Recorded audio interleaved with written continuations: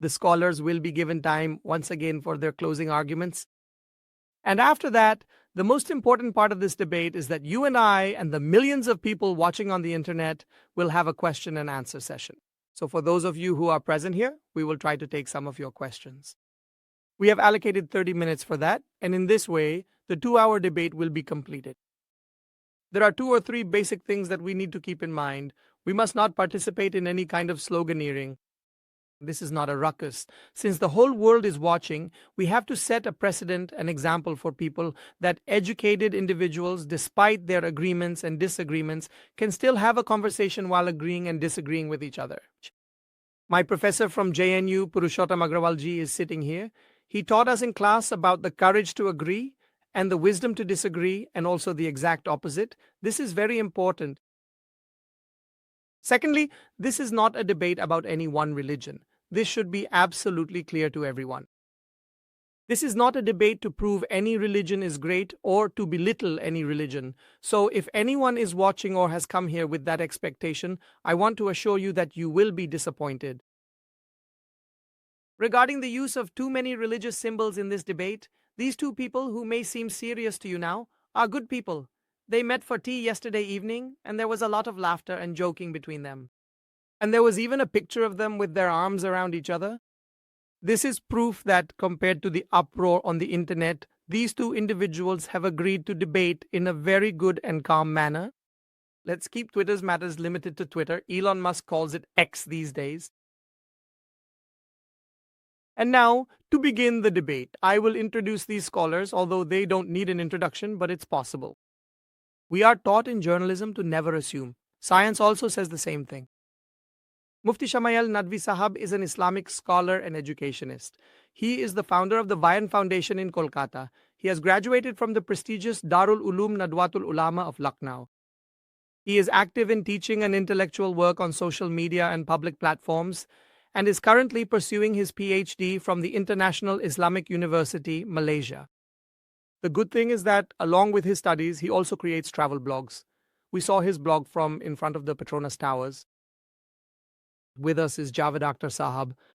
Javed Akhtar Sahab is a poet, a lyricist. He also writes prose. He has written dialogues for films, and he has written songs.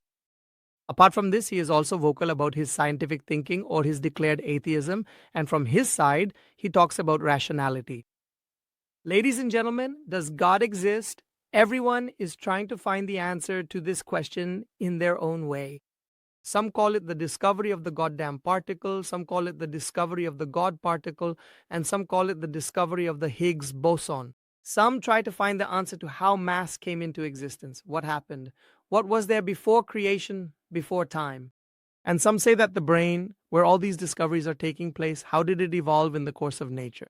So I hope that today we will be successful in finding some answers to these fundamental questions. First of all, I would like to invite Mufti Shamayal Nadvi to the stage. Please come, sir. Yes.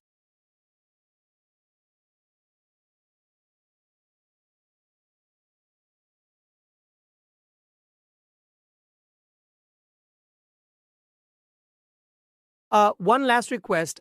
Before you start speaking, could everyone please put their phones on flight mode or silent mode? Please double check, as we sometimes forget.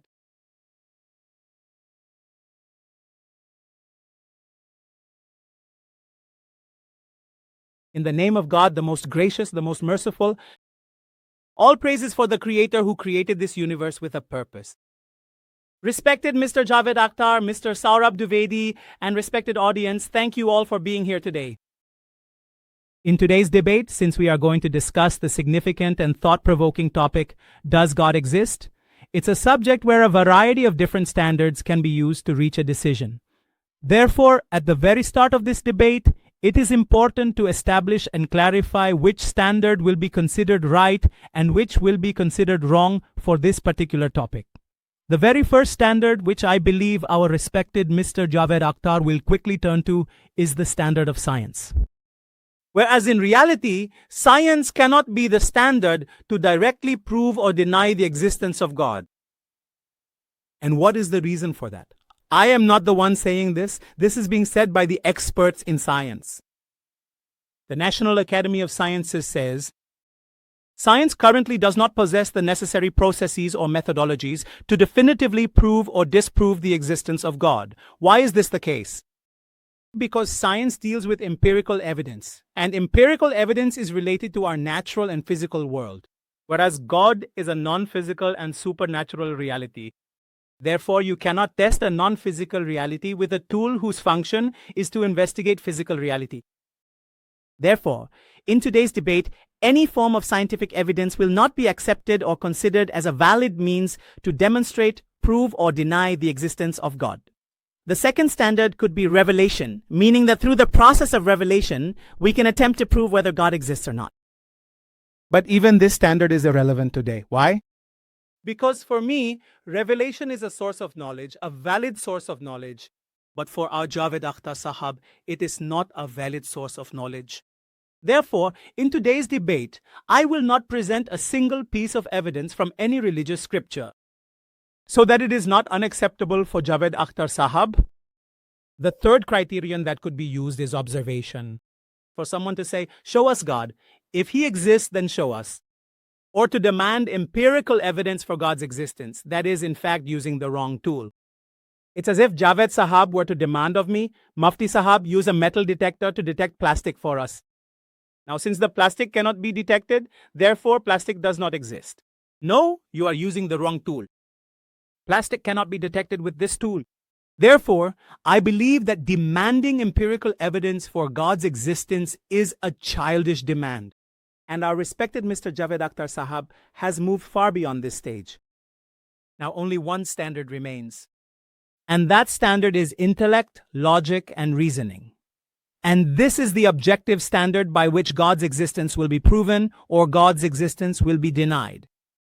But since this is a very important and sensitive topic, the logical argument must also be definitive, not indefinite. It should be as clear as 2 and 2 make 4. One that is not possible to reject logically. For example, let's say our respected Mr. Saurabh Sahab is a human being, and all human beings are conscious beings. So what is the conclusion? Our Saurabh Sahab is also a conscious being.